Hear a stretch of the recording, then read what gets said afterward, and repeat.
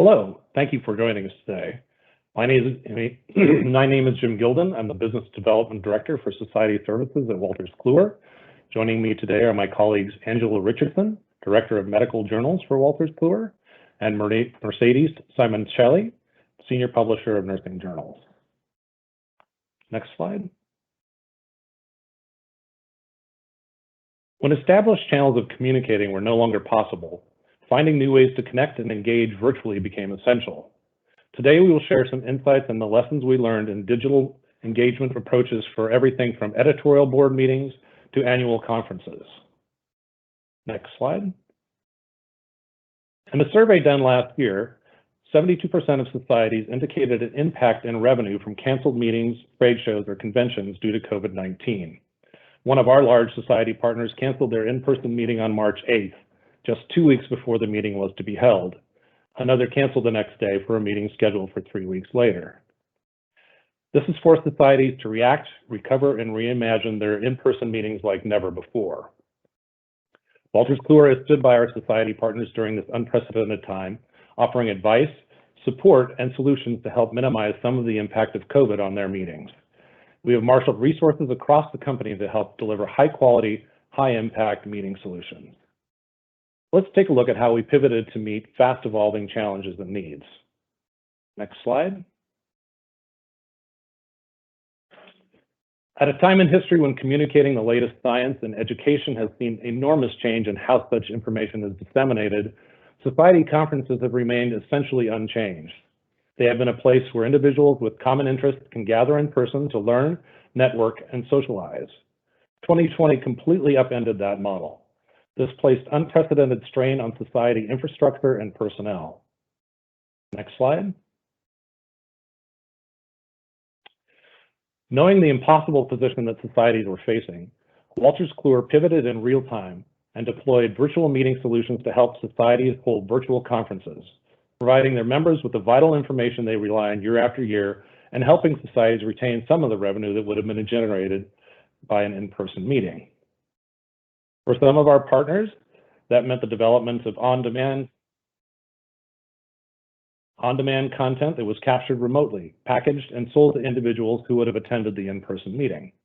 For others, it was a combination of a live virtual meeting coupled with an on-demand product that helped raise registration revenue by selling it as an added component in the registration process, as well as selling it to non-attendees. For still others, we drew on resources across Wolters Kluwer to stage completely virtual meetings, complete with virtual exhibit halls, e-posters, and innovative networking functionality. In addition to the team who had been working on on-demand solutions for societies for more than 20 years, we leveraged technology resources from Wolters Kluwer Corporate and our journal's publishing partners to create compelling solutions. One such society partner who we provided with a complete virtual meeting solution is the North American Menopause Society. Next slide, please. Like so many other societies, NAMS was forced with making some difficult decisions about their 2020 annual meeting scheduled for late September. Unlike societies who had spring and even summer meetings, they had several months to plan and execute on that plan. They considered the options for offering the meeting as a live event, a hybrid event, a virtual offering, or canceling completely. NAMS has worked with Wolters Kluwer for many years on the publication of their journal Menopause, and for 1 year in producing an on-demand product as part of their past in-person events. Having a trusted society partner in Wolters Kluwer, NAMS looked to us for advice. Their objectives ensure that their annual meeting provided comprehensive and exciting updates on today's most relevant issues to their members, make sure their participants were able to engage with each other, the exhibitors, sponsors, and the speakers and presenters, and offering continuing education credits. After much deliberation, NAMS chose Wolters Kluwer to help them stage their virtual meeting because of our true partnership approach to meeting their objectives, our expert insights, and our shared commitment to help them maximize revenue. The meeting was a success by many measures, including registration numbers, which were on the high end of expectations and in line with their previous in-person events. Clearly, virtual conferences, or at least virtual components of them, are here to stay and will provide considerable benefits both to societies and their members.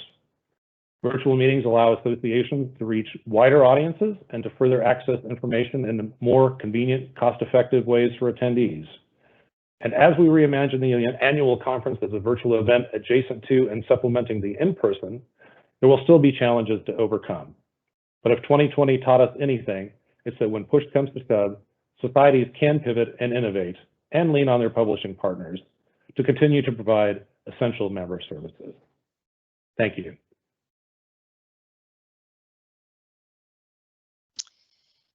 In these next slides, we're going to drill down a little deeper into some examples of how we redefined engagement with our journal editorial offices specifically. In 2020, we launched the Lippincott webinar series as a way for the organization to create a virtual incubator of sorts for our editorial community. We really wanted this to be an environment where creativity could be ignited and ideas could thrive. But in order for our virtual incubator to work, we needed to have the right people in the room. We needed to have people in the room who were actively engaged. And to have this, we needed to be very mindful of meeting fatigue. This couldn't just be another Zoom meeting for us.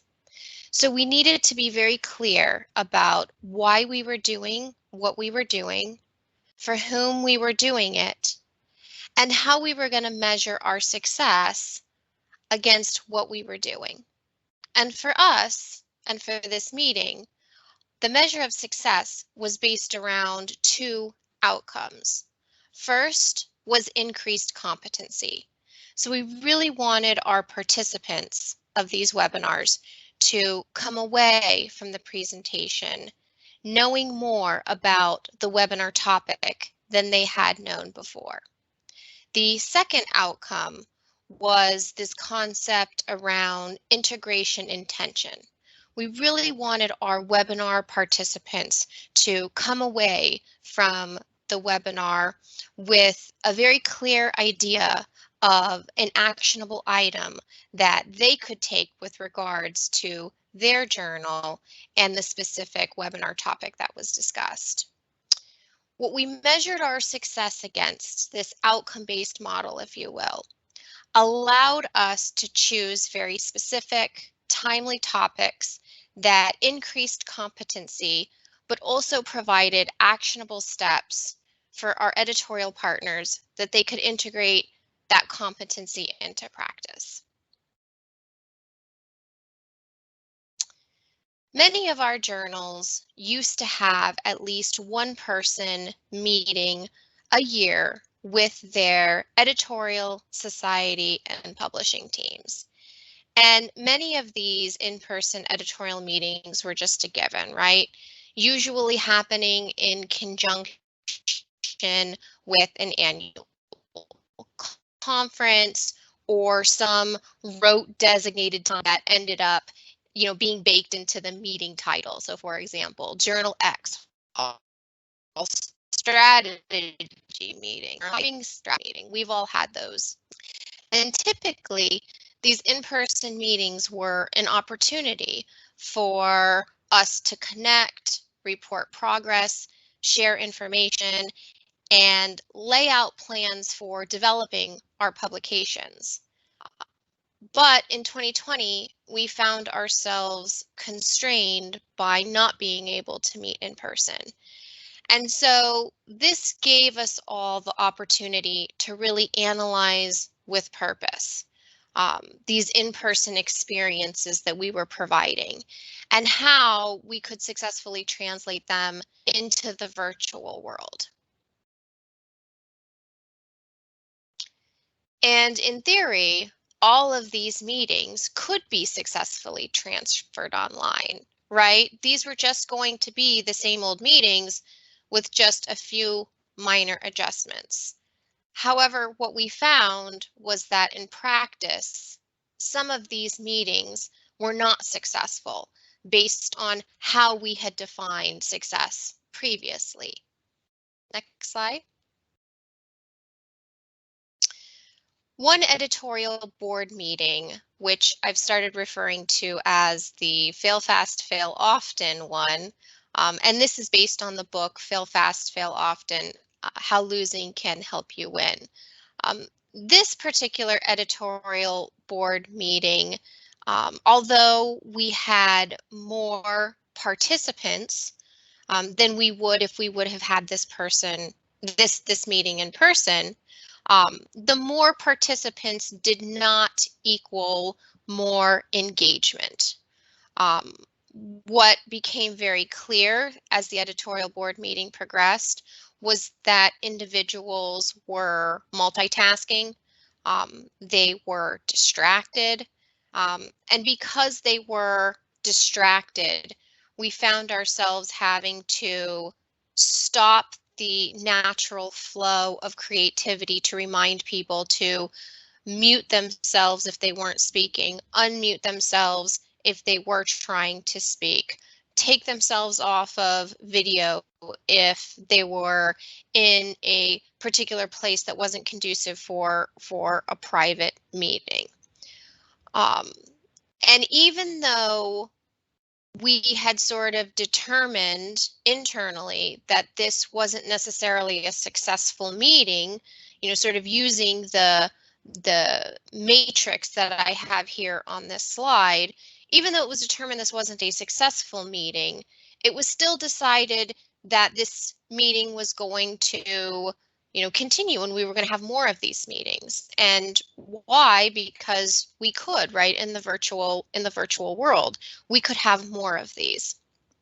And that led me to believe that the individuals who were involved in this editorial meeting didn't really have a clear understanding of what the value of their time was actually worth. So, you know, we all know that not all uses of time are equal, and it's very clear in the virtual world with these meetings that we have to have a very, very good understanding of what our time is worth and what the time of our partners is worth.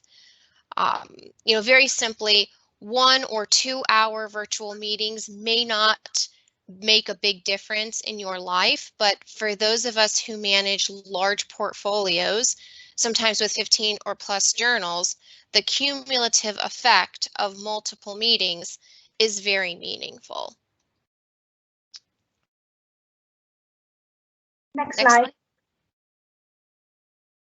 Mercedes talks about a virtual editorial board meeting that didn't go so well. Right? I have an example that we'll call the successful one. In this case, all of the metrics that we used to measure success were up. So yes, there were more attendees, significantly more in this case. This was an annual meeting typically that would have been in person, that had people attend that ordinarily wouldn't be able to because they wouldn't go to that annual meeting. Maybe they, you know, a lot of them were international editorial board members, for example, being able to participate for the first time. But it also translated, conversely to what Mercedes experienced, it translated into increased engagement by some of those very members who hadn't been able to attend before. So the chat was heavily used to offer comments and suggestions. People were speaking up that they were not like the likely candidates that always talk at editorial board meetings.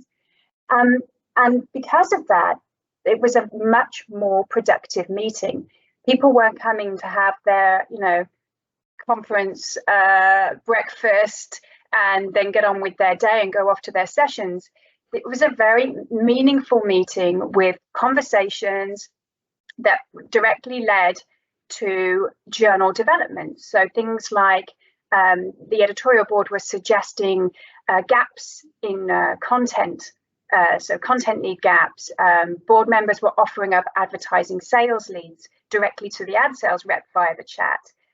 We've since added collections of content, expanded the video. So this particular meeting has actually significantly, you know, contributed to the journal's development. Now, because of the success of this meeting being virtual, so like I said, this was typically an annual event in person. The society actually, based on the strength of this meeting, decided to eliminate this as an in-person meeting at their conference. And it is in fact now going to be 4 shorter virtual meetings throughout the year, with actually email updates in between as well to keep the momentum going. And it goes without saying that that is more cost effective too, not only the savings on the room and AV and catering, but certainly also the travel and the time that's associated with that. So as illustrated, I think, by both of the case studies, these editorial board case studies that Mercedes and I have spoken about, one way of doing things does not suit every situation. It's been really interesting to experience that what worked well with one group was not necessarily replicated with another. And so we've been thinking about what is the criteria that sort of sets these distinctions apart. So the attendees, just because you have a lot more people coming doesn't always indicate that that's going to be more productive or you're going to meet your goals. Those people still need to listen and contribute. So let's think about ways that we can engage those attendees. Explore perhaps with your editor, ways you want participants to contribute. Perhaps there are editorial board members who can actually report into the meeting itself. You can build agenda items allowing for interaction and engagement. It's really important we determine to be clear at the outset what you want to achieve. And then when you consider the frequency, just because you can meet virtually every day of the week if you wanted to, does not necessarily mean that you should. So, think about what would be a good cadence for those meetings. So in short, what we've learned is to be more thoughtful when planning these meetings and to tailor to the situation to ensure success. Over the past year, the crisis has been an opportunity to conduct experiments with our meetings and our engagements and see what happens, and then experiment some more. This process has allowed us to test different thinking, to fail fast, as Mercedes mentioned, to learn and to move forward, in short, to innovate. And as we move through 2021 and beyond, we'll take these lessons we've learned and build for the future. So these are some of the tools that we are using as our framework. It comes down to staying true to our mission, the why for what we do. We need to stick to the objective of the meeting and think about the tactics you employ to meet that objective. Understanding your audience and seeing, when are these people at their best? And if they're not at the best at the time frame or the constraints that we're given, can we give them opportunities to participate at their schedule? For example, with on-demand functionality for the meetings that Jim was talking about. Making sure we can measure success. So go back to the objective and build in those measurements. And that allows us to reflect and then iterate as needed. And of course, we need flexibility. In the next phase, we'll need to avoid continuing with a format that may not be best. And that's really the big lesson learned here. We can be flexible, allowing our audiences and our environments to drive us and tell us what they need. So with all of this, understanding what our objectives are, understanding the audience, knowing what success looks like and being flexible, we're working towards meeting our mission and those of our partners. Thank you for joining us today. Please feel free to stop by and visit us in the virtual exhibit hall if you want to connect. Thank you.